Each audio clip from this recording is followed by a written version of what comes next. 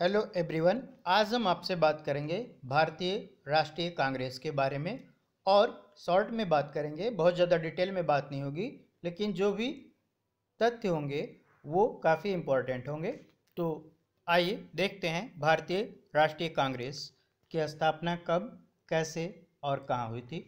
तो भारतीय राष्ट्रीय कांग्रेस की स्थापना 28 दिसंबर 1885 को हुई थी। और किसने की थी, संस्थापक कौन थे इसके संस्थापक थे एओ ह्यूम। ये ज़्यादातर लोग एओ ह्यूम के नाम से जानते हैं और इनका पूरा नाम था एलन ऑक्टेवियन ह्यूम।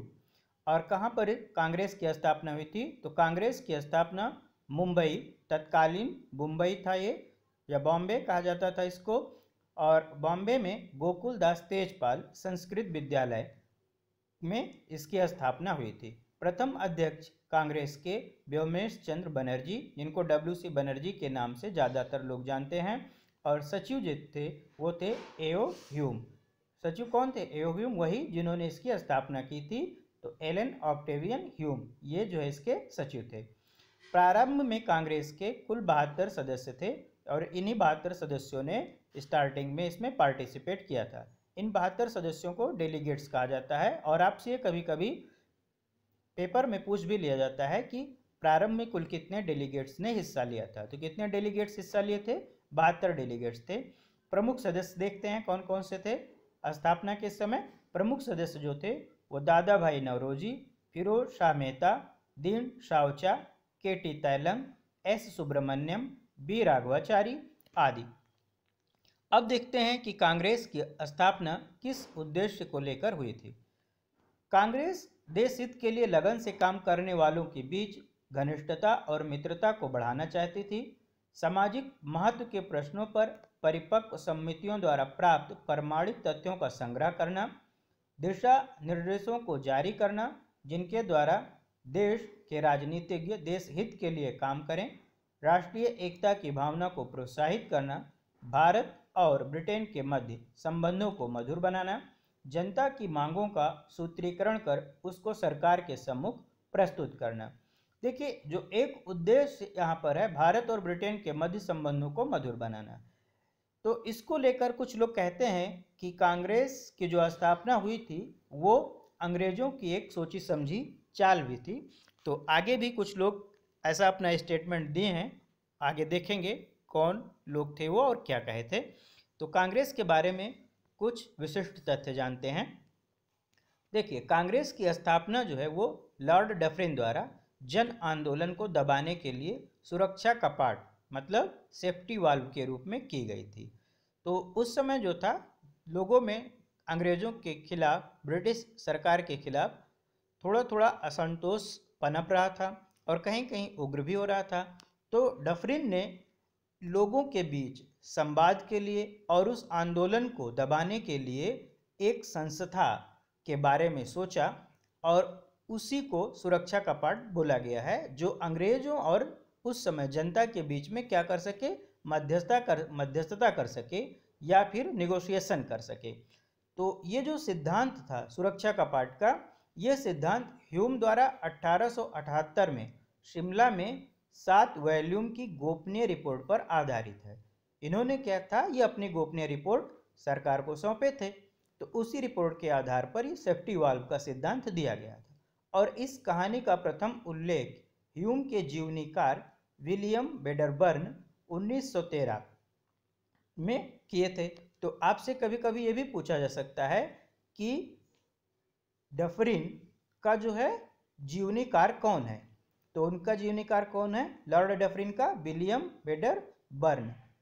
तो और क्या था इसमें, कांग्रेस के प्रारंभिक नेताओं ने, देखिए, जो डफरिन थे वो सेफ्टी वाल्व के रूप में कांग्रेस को यूज कर रहे थे, और कांग्रेस को जो प्रारंभिक नेता थे वो ह्यूम का उपयोग विद्युत प्रतिरोधक के रूप में करने की योजना बनाए, क्योंकि प्रारंभ में वो सरकार के कोप का भाजन नहीं बनना चाहते थे और उन्होंने संगठन को तड़ित चालक के रूप में प्रयुक्त किया। देखिए, विद्युत प्रतिरोध का क्या मतलब है, जैसे अगर आप नंगे हाथों से अगर लाइट के वायर को टच करेंगे तो क्या आपको करंट लगेगा, झटका लगेगा।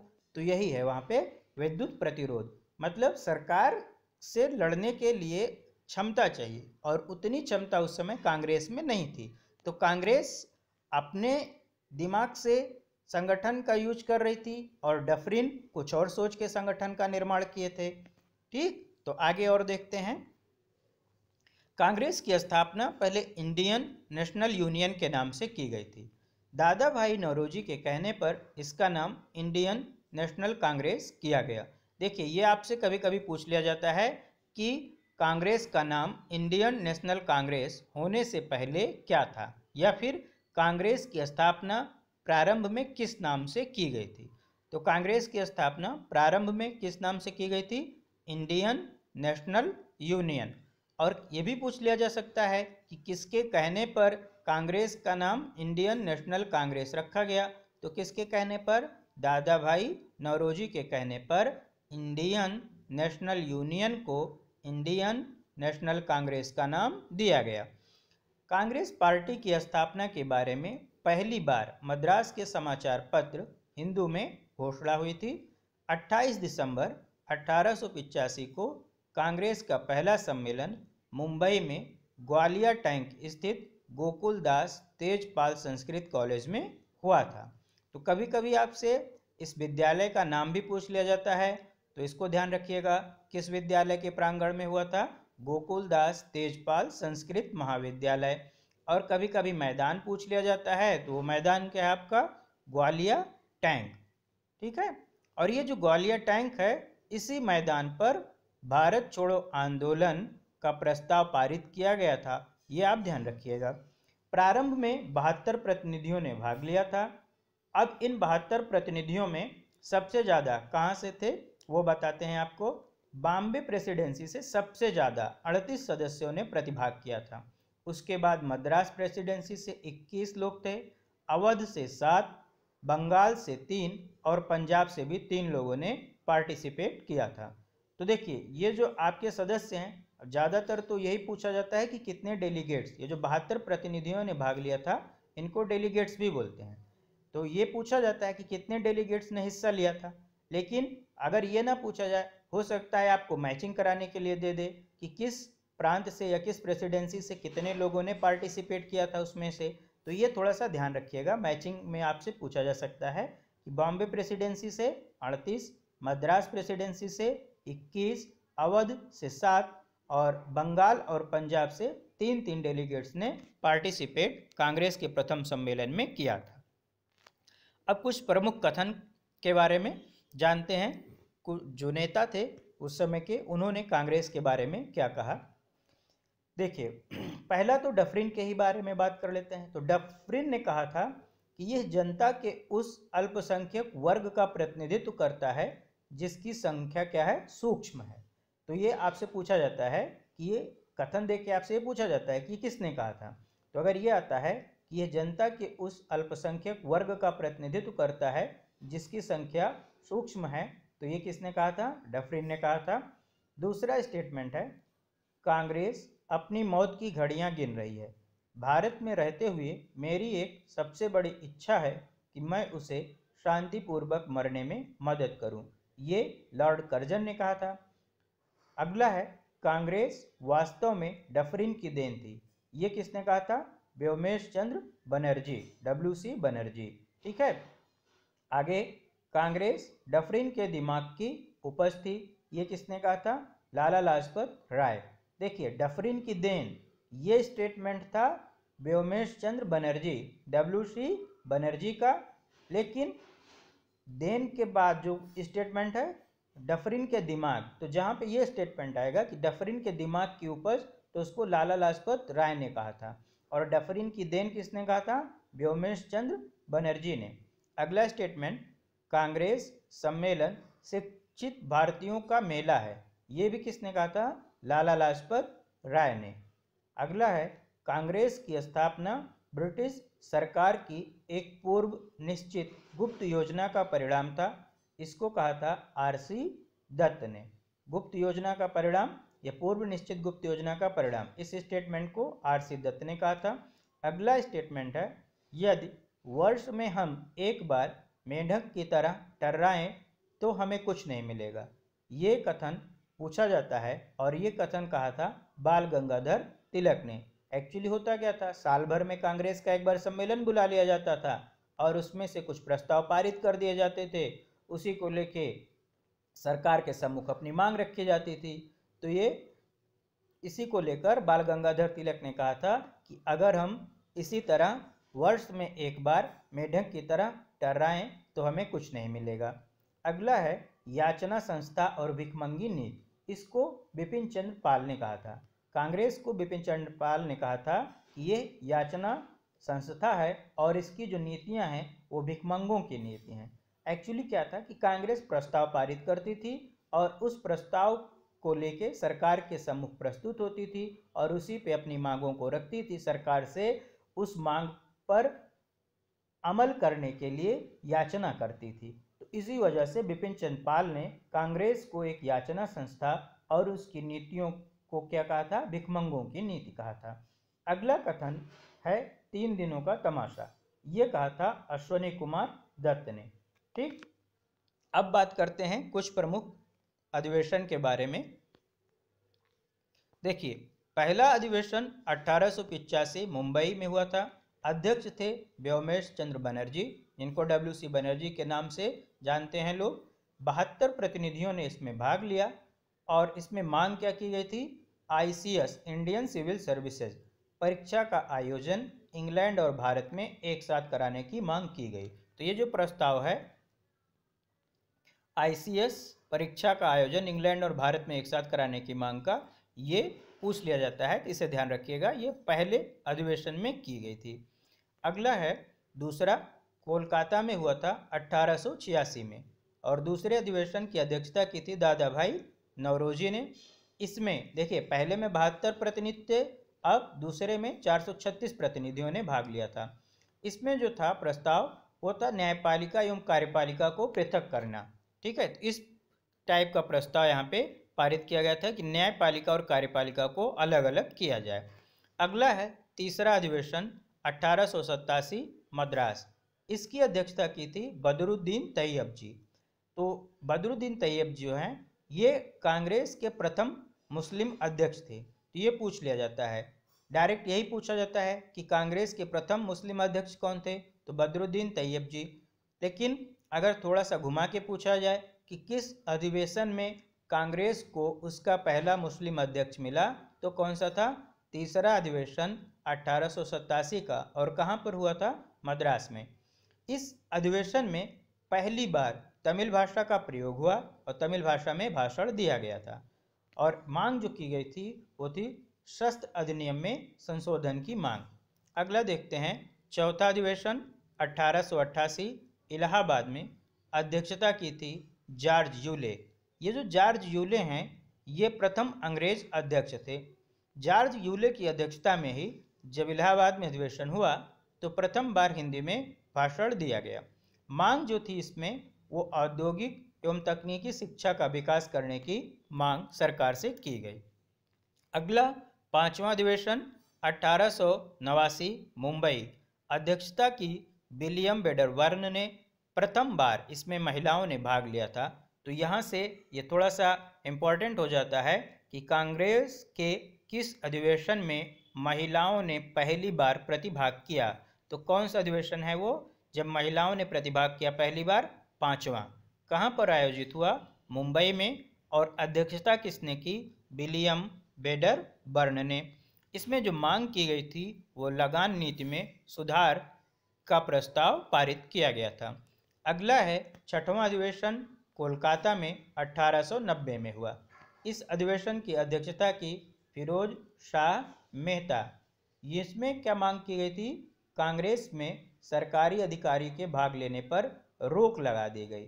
इसके बाद कांग्रेस में सरकारी अधिकारियों के भाग लेने पर रोक लगा दी गई थी। अब सरकारी अधिकारी कांग्रेस के सम्मेलन में भाग नहीं लेंगे। सातवां अधिवेशन 1891 ये हुआ था नागपुर में और अध्यक्षता की थी पी आनंद चार्लू ने। इसमें जो है मांग जो था वो कुछ विशेष नहीं था, बस ये था कि कांग्रेस के नाम में पहली बार राष्ट्रीय नाम जोड़ा गया। तो इस नाम की वजह से ये अधिवेशन आपका महत्वपूर्ण हो जाता है आपसे ये अगर पूछ लिया जाए कि किस अधिवेशन में कांग्रेस में राष्ट्रीय शब्द जोड़ा गया या कांग्रेस के नाम से पहले राष्ट्रीय शब्द लगाया गया, तो कौन सा अधिवेशन होगा? वो 7वां अधिवेशन होगा 1891। और कहाँ पर हुआ था? नागपुर। अध्यक्षता किसने की थी? पी आनंद चारलू ने। तो पी आनंद चारलू जब कांग्रेस के अध्यक्ष थे तब कांग्रेस के नाम में राष्ट्रीय शब्द जोड़ा गया। अगला देखते हैं 9वां अधिवेशन 1893 लाहौर में। इसकी अध्यक्षता की दादा भाई नौरोजी ने। और इसमें क्या था, पहले जो सिविल सर्विसेज की परीक्षा होती थी वह इंग्लैंड में आयोजित होती थी, ठीक है, और भारत में भी होती थी। उसकी मांग जो है की गई थी पहले में ही कि आईसीएस की जो परीक्षा है, पहले एडमिशन में यही मांग किया गया था कि आईसीएस की जो परीक्षा है वो भारत और इंग्लैंड में एक साथ किया जाए। तो 9वें अधिवेशन लाहौर में जो हुआ था उसमें दादा भाई नौरोजी की अध्यक्षता में ये मांग की गई कि सिविल सर्विस परीक्षा भारत में कराई जाए और जो बेगारी की प्रथा थी उस पर रोक लगाई गई। 12वां अधिवेशन 1896 कोलकाता। इसकी अध्यक्षता की थी रहमतुल्ला सायनी ने। इसमें जो हुआ था पहल जो है वो क्या था, जो इम्पोर्टेंट है, रविंद्रनाथ टैगोर द्वारा पहली बार वंदे मातरम को गाया गया था, ठीक है। तो वंदे मातरम को लिखा किसने है? वंदे मातरम को लिखा है बंकिम चंद्र चटर्जी ने। और ये कब पहली बार कांग्रेस के किस अधिवेशन में गाया गया? कोलकाता अधिवेशन, वो 12वां अधिवेशन था कांग्रेस का 1896 में, और अध्यक्षता उसकी की थी रहमतुल्ला सायनी ने। तो यहाँ से वंदे मातरम के प्रथम गायन की वजह से ये अधिवेशन 12वां अधिवेशन जो है वो महत्वपूर्ण हो जाता है। तो ये डायरेक्ट पूछा जा सकता है आपसे कि किस अधिवेशन में पहली बार वंदे मातरम का गायन किया गया था? तो किस अधिवेशन में किया गया था? 12वें अधिवेशन में। और उसकी अध्यक्षता किसने की थी? रहमतुल्ला सायनी ने। इसी अधिवेशन में दादा भाई नौरोजी ने धन निष्कासन का सिद्धांत दिया था और प्रांतों को अधिक स्वायत्तता की मांग की गई थी। तो 12वां अधिवेशन कलकत्ता में जो रहमतुल्ला सायनी के अध्यक्षता में हुआ था उसमें दो महत्वपूर्ण चीज़ें हैं कि इस अधिवेशन में पहली बार वंदे मातरम का गायन हुआ और नौरोजी जी के, दादा भाई नौरोजी के धन निष्कासन संबंधी सिद्धांत का पहली बार यहीं पर प्रतिपादन भी किया गया था। अगला 21वां अधिवेशन 1905 बनारस। इसकी अध्यक्षता की थी गोपाल कृष्ण गोखले ने। इसमें जो है बंग भंग, मतलब जब 1905 में बंगाल का विभाजन हुआ था तो उस विभाजन की निंदा की गई, बंग भंग की निंदा की गई और लाला लाजपत राय ने प्रथम बार सत्याग्रह को अपनाने को कहा और स्वराज्य पर चर्चा और गोखले को विपक्ष के नेता की उपाधि दी गई।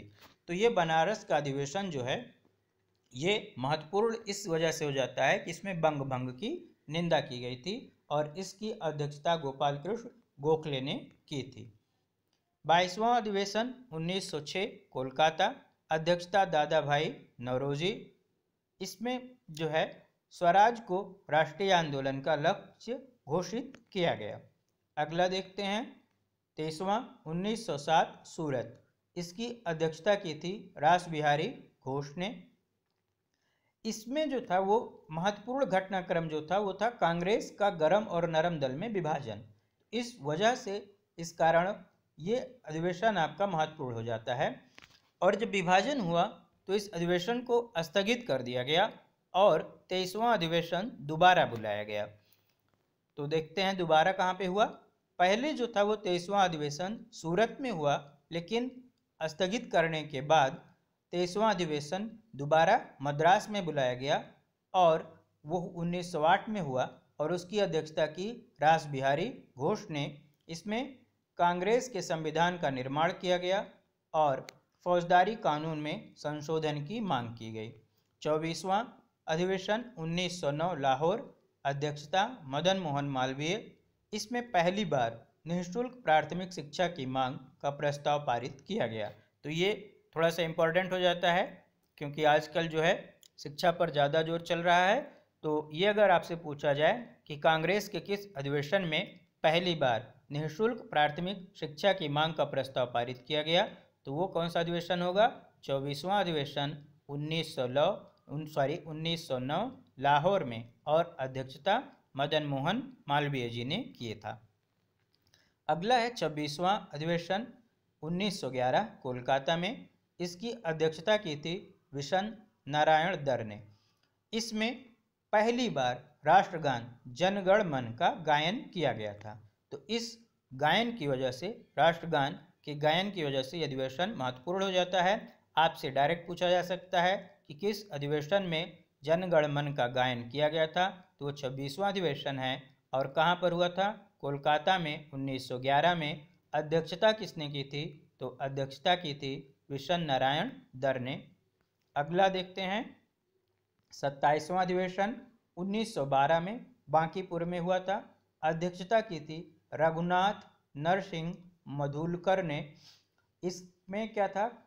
ह्यूम जो थे उनको कांग्रेस का पिता घोषित किया गया।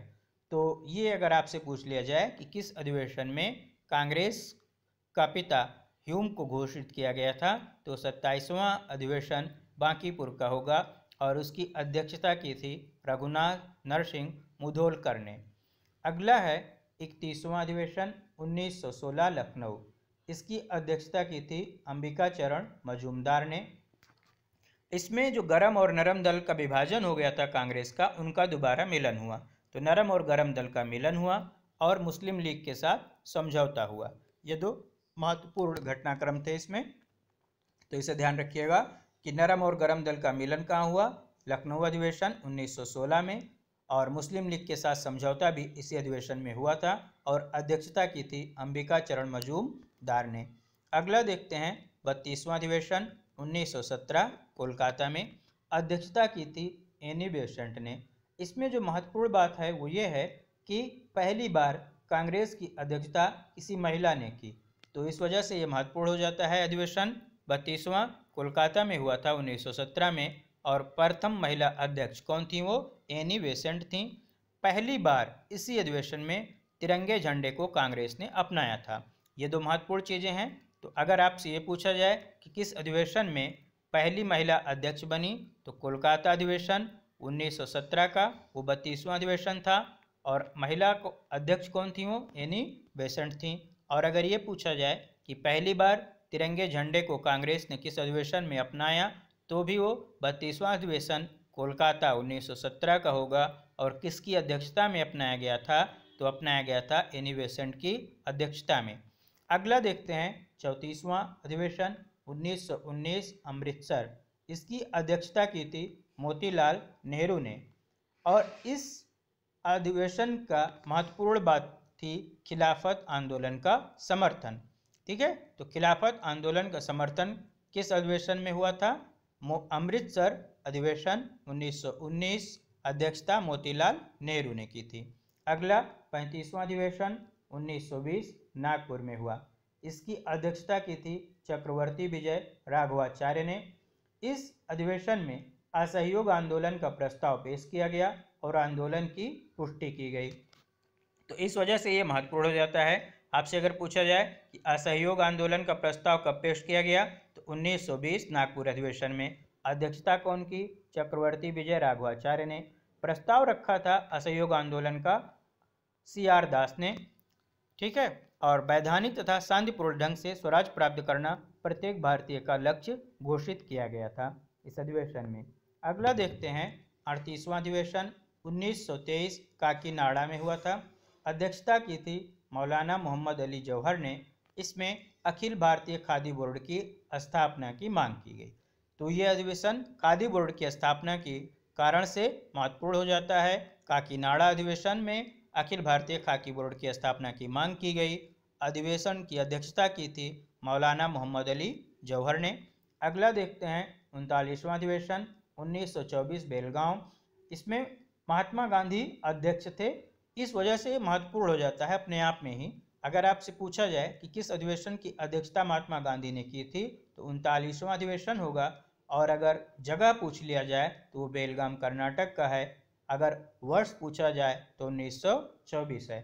तो इसे ध्यान रखिएगा कि 1924 बेलगांव के अधिवेशन की अध्यक्षता महात्मा गांधी ने की थी और वो कांग्रेस का 39वां अधिवेशन था।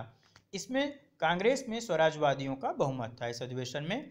ठीक, अगला देखते हैं 40वां अधिवेशन 1925 में कानपुर में आयोजित हुआ था। इसकी अध्यक्षता की थी सरोजनी नायडू ने। देखिए, इससे पहले आपने एनी बेसेंट को देखा था, वो प्रथम महिला अध्यक्ष थी, लेकिन ये जो सरोजनी नायडू हैं कानपुर अधिवेशन की जिन्होंने अध्यक्षता की थी, ये प्रथम भारतीय महिला अध्यक्ष हैं। तो आपसे अगर ये पूछा जाए कि प्रथम भारतीय महिला अध्यक्ष कब, तो वो कानपुर अधिवेशन होगा, सरोजनी नायडू।